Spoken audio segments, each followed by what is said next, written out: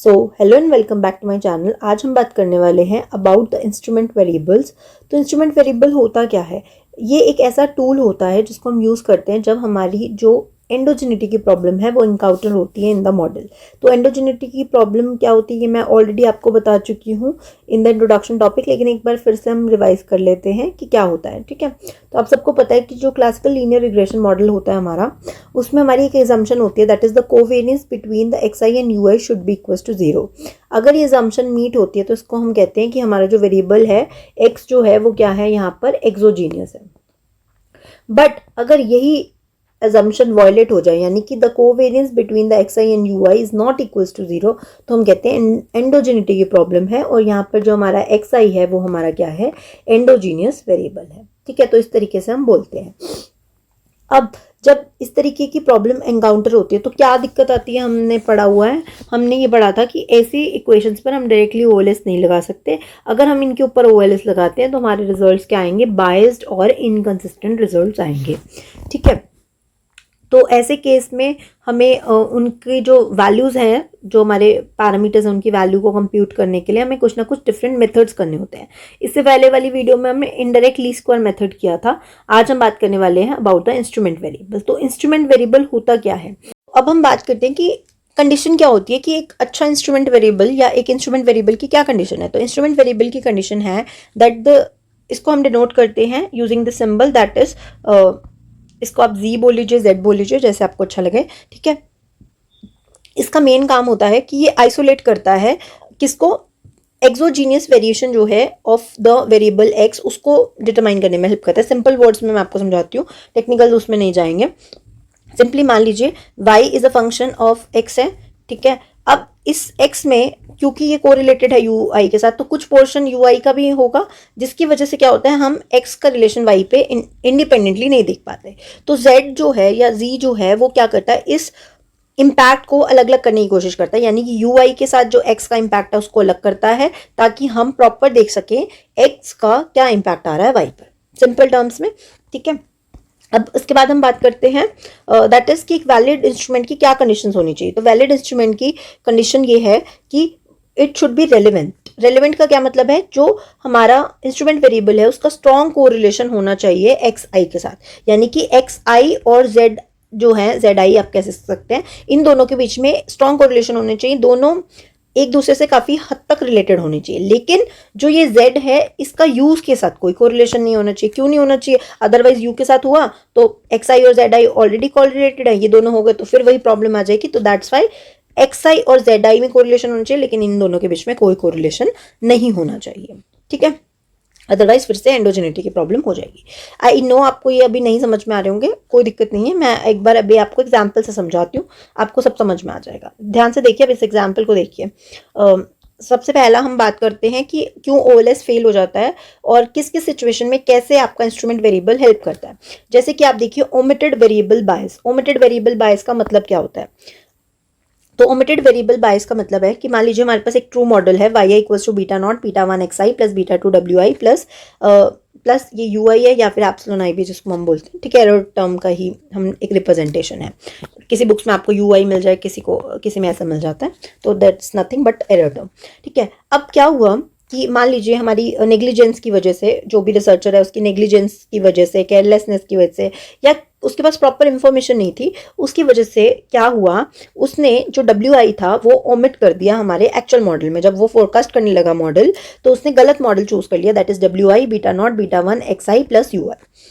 अब हुआ क्या, तो अगर मान लीजिए आप डब्ल्यू आई जो एक मेन वेरिएबल है उसको छोड़ देंगे, तो वो कहाँ जाएगा, वो हमारे एरर टर्म में चला जाएगा। क्यों एरर टर्म में चला जाएगा? आपको पता है कि एरर टर्म क्या रिप्रेजेंट करता है, वो सारे वेरिएबल्स जो कहीं ना कहीं या तो हमारी इंफॉर्मेशन या किसी भी रीजन के कारण हम उसको इनकॉर्पोरेट नहीं कर पाए मॉडल में, तो उसको हम क्या बोलते हैं, उसको हम किस में इंक्लूड करते हैं, हमारे एरर टर्म में। तो डब्ल्यू आई हमारा कहाँ चला जाएगा, यू आई में चला जाएगा। अब आपको पता है एक्स आई और डब्ल्यू आई जो है वो कहीं ना कहीं कोरिलेटेड होते हैं। हमने पढ़ा हुआ है कि हमारे जो वेरिएबल्स होते हैं वो कुछ हद तक क्या होते हैं, कोरिलेटेड होते हैं। तब भी हमने कहा था कि मल्टीपल कोलिनियरिटी की जो प्रॉब्लम है उसको हम प्रॉपर्ली एलिमिनेट नहीं कर सकते, क्योंकि कुछ ना कुछ कोरिलेशन रहता ही है। तो एक्स आई और डब्ल्यू आई कोरिलेटेड था, अब डब्ल्यू आई चला गया यू आई के अंदर, तो एक्स आई और यू आई ऑटोमेटिकली क्या हो गए, कोरिलेटेड हो गए।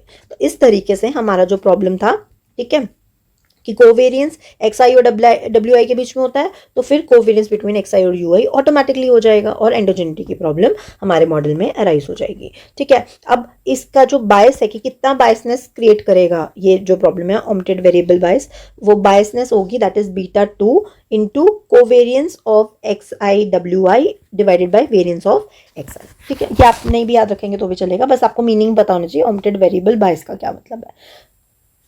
अब बात करते हैं कैसे इंस्ट्रूमेंट वेरिएबल इस चीज को सॉल्व करेगा।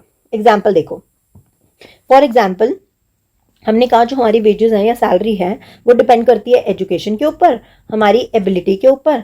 ठीक है, तो हमने कहा बिल्कुल ठीक है, क्योंकि एजुकेशन जो वेजेस है आप ये मानते होंगे कि वो किसके ऊपर डिपेंड करता है कि आपने कितनी लेवल की डिग्री आपने अटेन की है, प्लस आपकी एबिलिटी क्या है। ठीक है, सिर्फ डिग्री लेना इंपॉर्टेंट नहीं है, आपकी एबिलिटी होना भी क्या है, जरूरी है। अब मान लो किसी रीजन की वजह से हमने एबिलिटी को स्किप कर दिया, ठीक है, एबिलिटी को हम भूल गए अपने मॉडल में इंक्लूड करना, तो क्या होगा, एबिलिटी कहाँ चला जाएगा, एबिलिटी जाएगा यू आई के अंदर। तो अब जो एजुकेशन है वो कहीं ना कहीं एबिलिटी से रिलेटेड है, अभी मैंने आपको बताया, यानी कि एजुकेशन और एबिलिटी जो है आपस में क्या है, कोरिलेटेड है, यानी कि कोवेरियंस उनके बीच में जीरो नहीं है। अब एबिलिटी कहाँ चला गया, अगर हमने रॉन्ग मॉडल ले लिया, एबिलिटी चला गया एरर टर्म के अंदर, तो एजुकेशन और हमारा जो एरर टर्म है वो आपस में क्या हो गए, कोरिलेटेड हो गए, राइट। तो एंडोजेनिटी की प्रॉब्लम आ गई।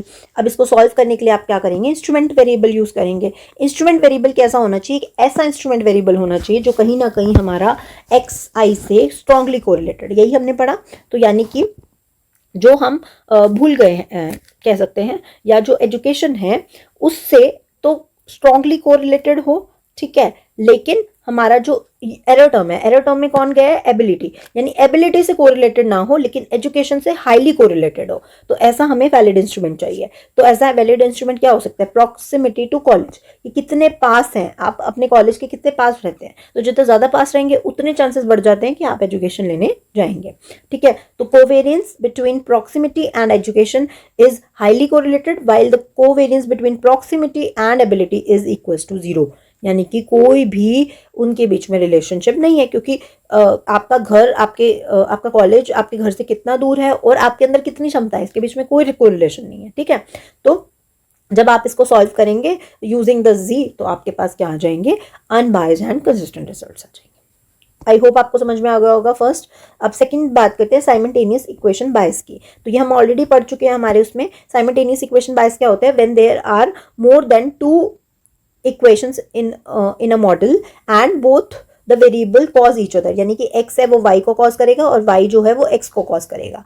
और पहली इक्वेशन को हम क्या बोलते हैं, स्ट्रक्चरल इक्वेशन, दूसरी हमारी साइमल्टेनियस इक्वेशन।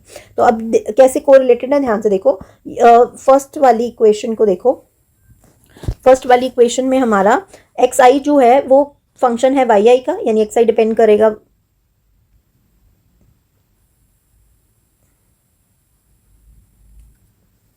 ध्यान से देखो, जो एक्स आई है वो फंक्शन है वाई आई का। सेकेंड इक्वेशन के हिसाब से एक्स आई जो है वो डिपेंड कर रहा है वाई आई के ऊपर, और वाई आई जो है हमारा इस फर्स्ट इक्वेशन के हिसाब से किसके ऊपर डिपेंड कर रहा है, वो एरर टर्म के ऊपर डिपेंड कर रहा है।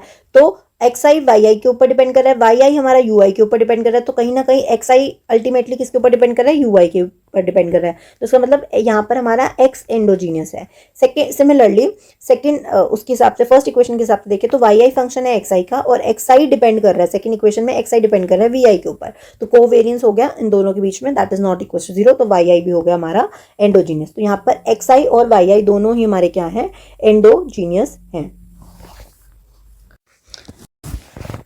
ठीक है, तो अब इसको हम एक एग्जांपल से समझते हैं कि मान लीजिए साइमल्टेनियस इक्वेशन बायसनेस में how instrument variables are going to help. तो ध्यान से देखिए, ये इक्वेशन है, quantity demanded is a function of price, quantity supplied is also a function of price. जब आप दोनों को इक्वेट करते हैं तो quantity is a function of price and price is a function of quantity, right.